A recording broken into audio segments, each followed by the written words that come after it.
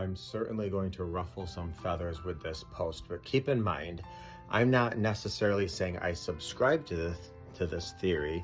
I'm just sharing that there is one out there. There is a school of thought among some mental health professionals that we actually give ourselves trauma.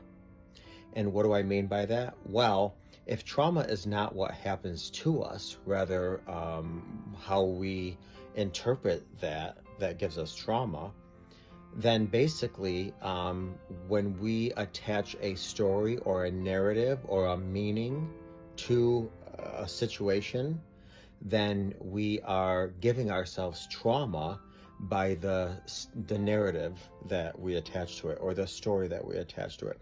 Now, don't get me wrong. Something that can happen to us can be devastating, can be damaging, can be very hurtful.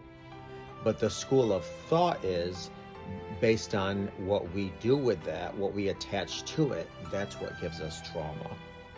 Now, regardless, listen, hopefully you're listening to me with your listening ears, your understanding ears, your logical prefrontal cortex ears, not your trauma and trigger ears, because if that's the case, man, I'm going to get some comments and some emails. But what I do want to say is this: we are only in charge of our ship, not the ocean in which we're on.